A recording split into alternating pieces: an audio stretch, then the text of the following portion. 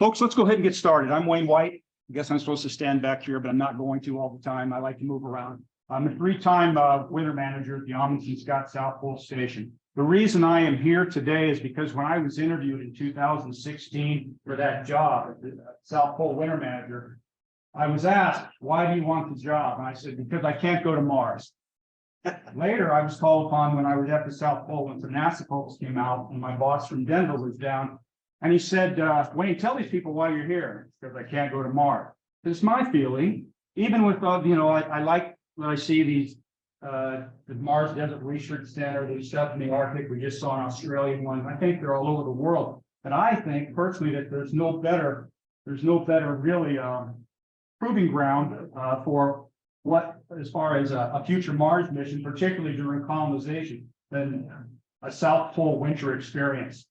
Let me start with this short video, which will give you at least a little bit of background on the station.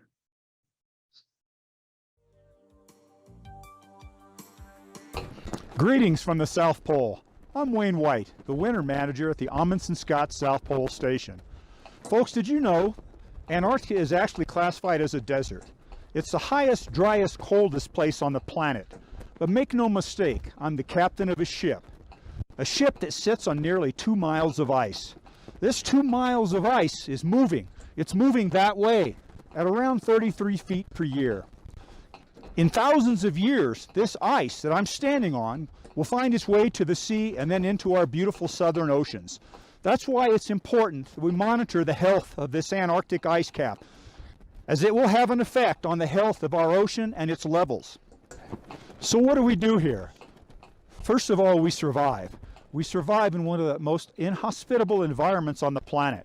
The current air temperature is minus 80 something with a wind chill making it around minus 130. That doesn't keep us inside.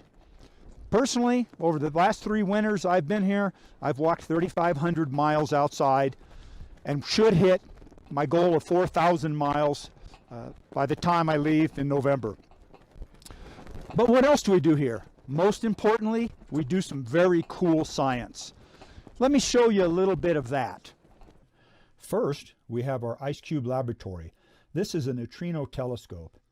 Imagine a cubic kilometer of ice with over 5,400 embedded detectors. These detectors detect neutrinos coming in from nuclear forces in stars and black holes. Then we have the South Pole telescope. This is a 10-meter microwave dish which detects the echo of the Big Bang and birth of the universe. Next, we have our MAPO. This hosts the BICEP array, which also looks at cosmic microwave background and is looking for evidence of inflation right after the Big Bang. Then we have our ARROW.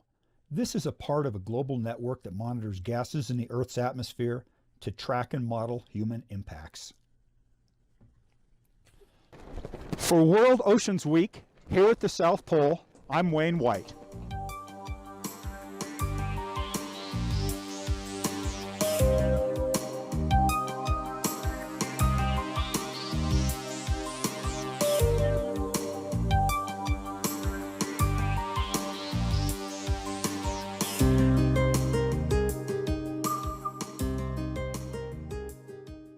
Slideshow. I've got a slideshow that's too long and I'm going to blast through it.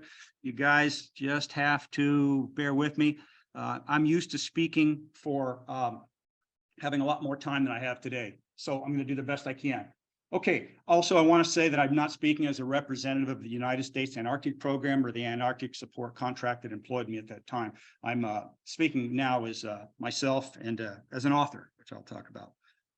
All right. Let's see. Where's the... Okay, I wrote a book. It's called Cold. It's available on Amazon and a lot of other booksellers. It came out last month, and it's got a lot of stuff I'm talking about today. It goes into much more detail on things like the selection process for how you get chosen to board at the South Pole, leadership, and then some of the things that happen at the South Pole, which some people will not believe. It's quite an experience. All right, about me, doesn't really matter. The only thing that matters is I've been around. Prior to my time at the South Pole, I'd worked all around the world as a defense contractor. And I specialized in remote islands around the world. Like things like spent 4 years on a Wake Island, you know where that is, and then 4 years up on Shimia, the end of the Aleutian chain, Ascension Island, Midway Atoll, other parts of the world, plus through the 2 wars also. Okay, this is important. The last guy I was in here was talking about, we're talking about the thing with altitude and its effect on people, and talking about spacesuits. The pole is actually at an elevation of 9,300 feet, but there's a physiological effect that occurs with low barometric pressure that will make it feel like it's up to 12,000 feet. So people flying in, coming from McMurdo Station on the coast, can have a real hard time. Also, it's important to know what the summer is and what the winter. When I say 3 winters, the summer is a short period of time, from around November 1st to February 15th, light 24 hours a day and fairly warm. The winter is a whole different story. The last plane leaves on February 15th. Around that time, and they don't come back until around November 1st. It was much later. I was there for the COVID year. That was a story in itself, being down there during that situation. All right, daylight, you can see what happens. It's dark months at the year, during the year there. How do you get there? The process. Now, folks, now I have to go back to the Martian thing. This is why I'm here. I cannot imagine what the criteria will be for Martian, particularly the early exploration days and later colonization days. I mean, it'll be a selection process like none other, I'm sure. But even for what we do down there, remember this: we are hiring people that I'm seeing in a nice office in Denver that across the table, they got a tie on or a nice dress, or they're very professional, and they want something. They want a trip to the South Pole. And I've got to determine, is that person the kind of person that we really need at the South Pole? Fortunately, we have a panel, and the panel is really good at assessing that. But then there's more. There goes from phone interviews to the panel. Psychological testing. We actually had psychological testing. We did the MMPI. We had an interview with a psychologist, and we actually stopped it a couple of years ago. We found that it was hitting our mechanic group really hard. I talked to a psychologist about that MMPI, Minnesota Multi-Personality Index, whatever it is. And what he told me was, he said, Wayne, it's designed to catch the crazies, but it'll also catch some people that are just a little odd. Well, if you go to the South Pole, you're probably a little odd. So it was getting too many of us. So we finally said, hell with this thing. And then we would use some other techniques to determine. And so far, so good. Stringent medical testing, team building training, and then fire or emergency response. I'm not going to go into this except to say the crew is usually 42 over the winter. My first winter was 46, 8 scientists, and then you have all the support staff, a doctor, IT people, vehicle maintenance people, maintenance folks, food service people, what it would take to run the small city. And then, of course, the 8 scientific staff. The team building session, so I won't go into, but it's a time when we're having people do group exercises. They're watched very closely for how they react. When you're dealing with, I imagine they'll be doing the same thing with future Mars missions. It's interesting what you can tell from people when you give them a little assignment to build a paper airplane in a group of 5. It doesn't take long to see that there are people in that group that might be abrasive to the other people, might be natural leaders, might have good and bad traits, but the team building is important. Fire training, and at the South Pole, there is no 911. You have to respond, and so the team is trained. Everybody that's on the crew is either a fireman or one of our medical support staff. LC-130 brings you to the South Pole. Once you get there, there's where you are. You know you're at the South Pole, right? Okay, there it is. That is the Amundsen-Scott South Pole Station, which I'm going to do. It's going to spin your heads, folks, because it's going to be the quickest tour of the station, but I have to do it. I decided to leave it in. At least you can take a quick look. And anybody has questions, see me outside. The station's, this is the 3rd generation. There's old pole that was built in 1957. And then there was the dome, which was built 20-some years after that, I believe. And then the new station, which has been around for 10 or 12 years, I think.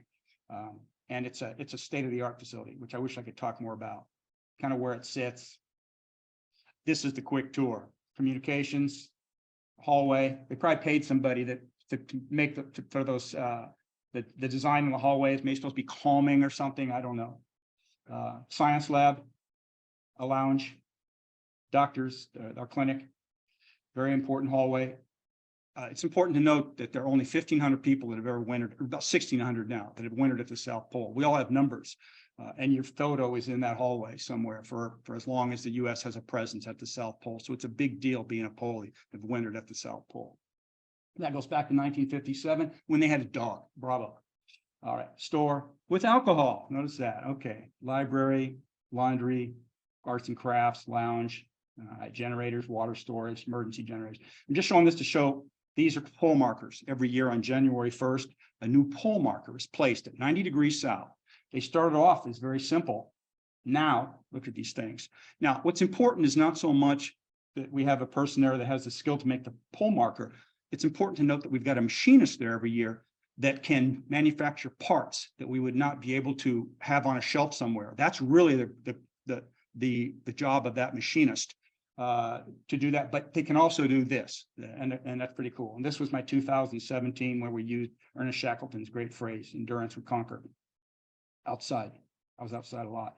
The plane leaves. Now, you know, people are going to land on Mars someday, and they're going to be, I'm not going home tomorrow. And at the South Pole, and like a lot of the other remote sites I worked at, it's a little unnerving for some people when that last aircraft leaves. So here it is, you know, February 15th or thereabouts, and they're not getting out of there until November. There's no way out, and it's gonna, and the weather and everything's gonna change. How do you start a South Pole winter? You watch a movie, 3 versions of a movie. Anybody know what it is? Someone's gonna. The Thing. The Thing. You watch The Thing. I call it a training movie. In fact, I talk about this in my book.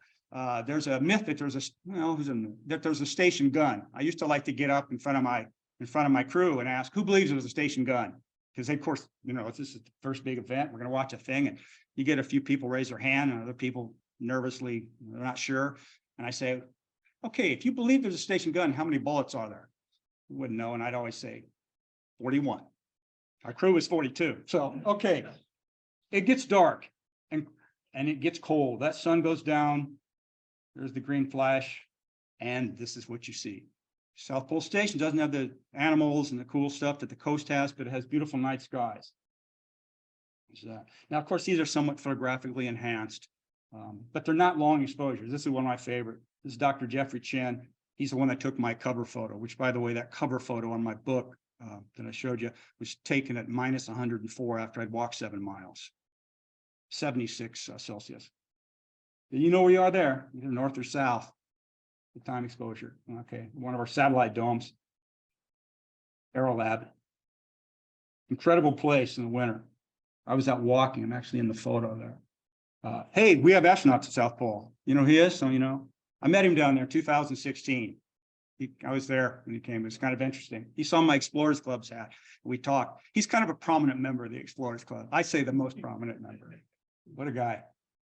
And we do follow space. There are, while I was there in 20, there was actually contact made with the ISS, and one of the astronauts on the ISS had been a former Polie, had wintered over at the South Pole. So this was the big thing that I was really, that was the first crewed mission on the new, private space thing. And that was something, that Musk deal. That was pretty cool to be down there and be in contact with, and watch that when that was going on. Now, this is what I'm going to get into. This is something that's important. Oops, we're back there. Well, it doesn't matter. There's a term we use at South Pole called being toasty. Being toasty. Some people, research and such, have called it as T3 syndrome. But let me just say what it is. You'll start to see with some people, some crew members out of South Pole winter, after a while, they'll become kind of disheveled. They might act kind of out of character. They might be, they might get angry easily. They might be, we had a guy that actually a very good mechanic that just forgot what he was doing one day and ruined a very expensive part that we couldn't replace that winter, and it caused us some problems. But it was just out of character. We had to pull him out of where he was working because of this syndrome, whatever it is that happens during the South Pole winter. And some people say it's because of lack of light. You know, you don't get the light and such. And then there's another thing that we took D3 pills. I took them. Supposedly they do something with your thyroid or something that helps. I don't know if they worked or not. I didn't really have much of a problem. So maybe they do work, but I took the pills. If nothing else, they were kind of a placebo.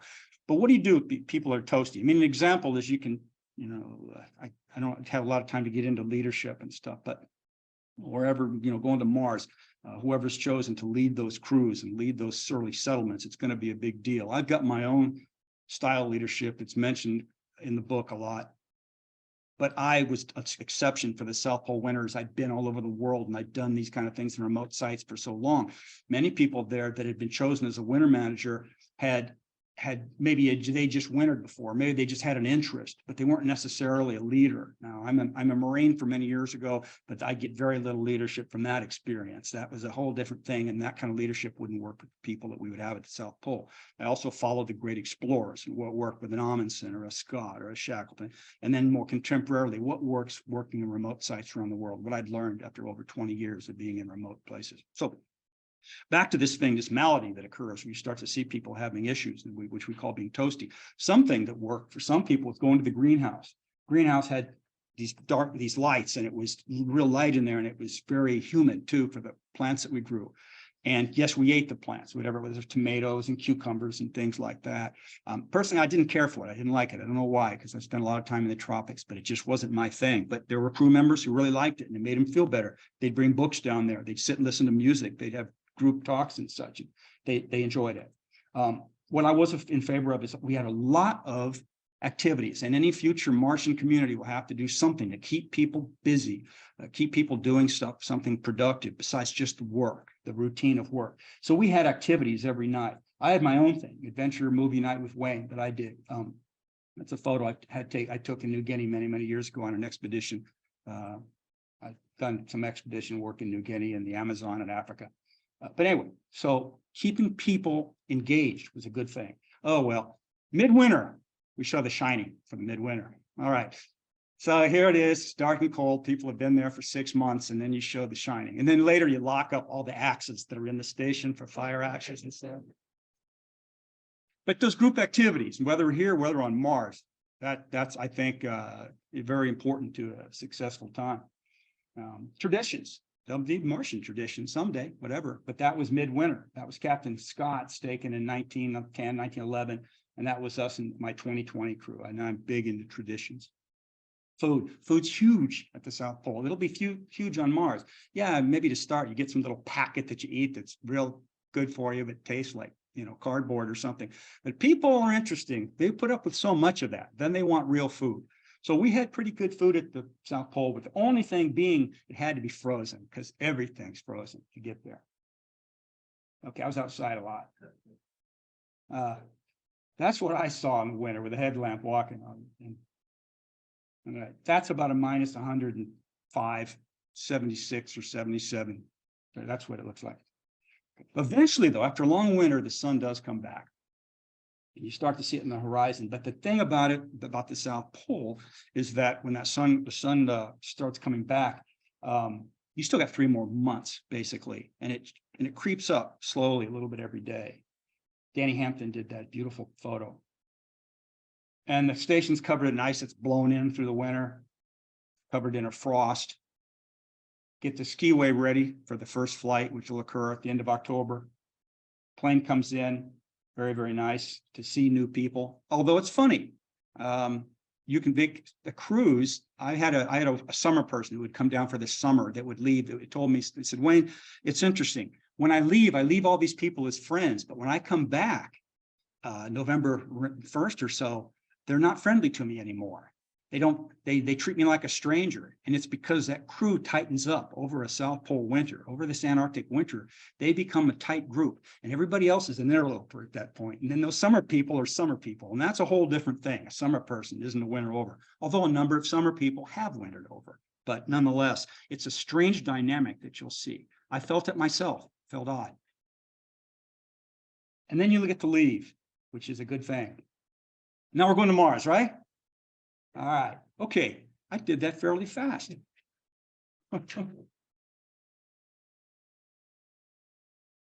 Do we have any questions? Yes, sir. Well, you said the ice is moving, will eventually hit the coast. Yeah. What replenishes the ice at the top? Well, it's very interesting, talk about global warming and such. And the South Pole actually had its coldest winter in a long time, like last winter, I believe. Now, we get an accumulation of around 13 inches or so, about a foot a year of new snow and ice. It's not snow really, it's ice. They're little ice crystals. It's not truly geometric snow crystals like you'd experience somewhere else here in the, in the Northern Hemisphere. Yes, sir. Any other questions? Any questions? Yes, down here. Would you recommend showing Alien and Aliens Halfway to Mars? I guess it depends. Let me tell you, it's interesting what the kind of things that we showed. Who's here? Well, I'm sure most of you seen that National Geographic Mars series. I showed it there. I showed it to my crew, and we really liked it. And there was the first year, and then I had to wait until the next year, and then I brought it back the second installment. I don't know if there's a third, but I know there was two, and we really enjoyed that. And the part in there, for you have seen it, about the guy that goes crazy, that is not out of the realm of possibility. If you saw, and I don't want to get up here to embarrass people, because there are issues. There are people that have had issues, and there will be on Mars. The kind of things that I saw with this toasty thing, or with interpersonal relationships with people. You'd have someone who didn't like another person because they ate their soup a certain way. You had male-female relationships. Okay, how about this? This happened on another crew. During the middle of winter, a husband and wife decided to split in the middle of winter. Now the wife decided to split. The husband really wasn't for it. And the wife then moves in with someone else, and they're at the South Pole. They're not going anywhere for the next how many months. So think about it. I mean, the first Martian restraining order, this stuff, when people are people, and when it comes to the whole thing with matters of the heart, as a leader, I could handle a lot of things. I've seen a lot of things through the years, and I think I'm fairly good at it. But when you get into that type of thing, it can get volatile real quick. I saw a couple of gentlemen one day that came into my office. They'd been in a big fight in the hallway. It was just a verbal fight at that point, which was good. It was just verbal. One was a PhD in astrophysicist. The other had a master's in something or other. They had met each other in the hallway, and the fight they were in had to do with a little shot-made medal for the Pole Olympics that had occurred 2 weeks earlier. It was a treadmill contest for who could. The one accused the other one of cheating. This is 2 weeks later in the hallway after the event. And these, so I thought it was funny when they came in, but I also know that a verbal thing like that one day blows the next day. So you've got to, as a leader, intercede very, very quickly. You've got to always be looking for that type of thing. Yes, your question. Yeah, question. One is, I've heard the idea of, you talked about machining parts. Yeah. Doing 3D printing on the moon or Mars. Yeah. Yeah. We actually had a small thing going, but just almost a like thing you buy on Amazon. It was to do plastic parts, and our guys were using it in the IT, and we could see how something like that on a larger scale with metals and stuff would be a good thing. Yes, sir. So I'm curious, given the size of Amundsen, and of course, there's a lot of that's just infrastructure that's there to support the experiments. Yes. But given the number of people that are there that winter over, do you think there's a natural minimum size that any sort of long duration facility, say on Mars, would need to be, just so people don't rip each other's hair out? Interestingly enough, the Amundsen-Scott, now we have crews of around 42, but in the old days, the first poll years, from 57 on, there were only about 17 or 18 people wintering. And, of course, I don't know, they were Navy days too. So that's a different situation. When you're in the military, it kind of got you. And so, you got to get along. I don't know, but I thought that 42 to me felt good. The only thing I'd say about it is this: if you have ever done anything like this, it's fascinating when you fly out of there and you end up in an airport like in Christchurch, New Zealand, and you see more people just than you've seen in a year. And it's just really kind of overwhelming. But that's a really good question. Yes, another question. Yes, ma'am. Yeah. Or what case of like severe emergency? Yeah. People have died. They used to sign a statement saying, if I die, I know I'm staying here, and that's it. There was a medevac that occurred in 2016, a midwinter flight that took 2 sick people out. I was in Denver during the planning. The stars aligned for this. You could never count on that. I had a man that was critically ill in our clinic, and there was no way they were going to get a flight in there. It's the group that did that was superb, that planned it. The weather was right. The moon was right. Fuel freezes, diesel or aviation fuel at -86. Well, it's colder than that there, so the fuel will freeze. If you're down there, you're down there. You're stuck. Yes.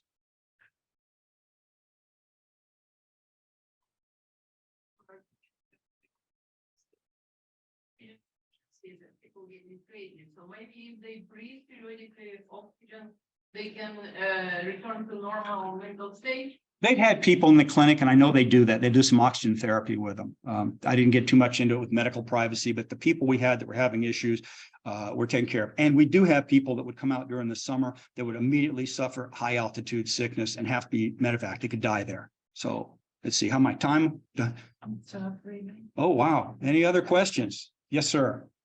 Is it like personality type that works better down there, like, that you can screen for, maybe? Yeah. Go? You know, that is a great question. And one thing that I have found is that I think the number one trait is that they love doing what they're doing. Okay, the person that wants to, that says, I want to go to the South Pole. My dream has always been the South Pole. Okay, so you get off the airplane, you're at the South Pole, you go take your hero shot by that beautiful marker, that pole marker, and then what? You got another year there. So that isn't really enough. What we look for with people that if there was a plumber that really liked to do plumbing work.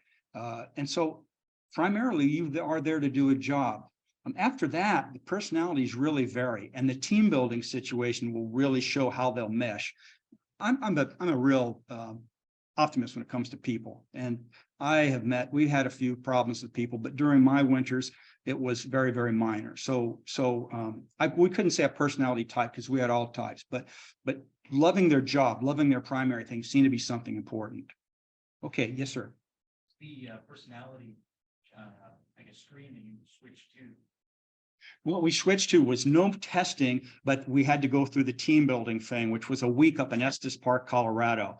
And they did things like a group, they break them into little groups of 5, and they'd say, here's cardboard, you're going to build a boat, and then you're going to be in a race in the swimming pool in this boat. It was fascinating. Not so much the products that were made, that was fascinating, but I would like to float around and hear them talk to each other during that. So we did that. We did a lot of group dynamic stuff. I got more involved with my crews by doing things like asking other people what they thought of the crew member, like the receptionist. I cared what the receptionist thought. If she said this guy's rude, then he's not going to be rude to me, but he's rude to her. That right away is a flag. So I took a lot of data points from people along the way to try to get a crew member that would integrate and work well with other people. Okay, I bet I'm done. One last question. Anything particular to say about the first glimpse of the sun after 90 days? Well, we all wanted to see it. We all wanted to see it. That's it. But all you're seeing is this light on the horizon. But it does make a difference because you know you're going home. One last thing on that. One of the biggest problems of the South Pole is things that occur off the ice. Have a death in the family. Have someone get divorced on there that didn't know they were going to get divorced till they got down there. The COVID thing. When I got down there in 2020 and the COVID thing hit, us worried about our families. I have cats. I got a lot of cats. Anybody got cats? God, I worried about my cats. And my wife too. Okay, we got to get moving here.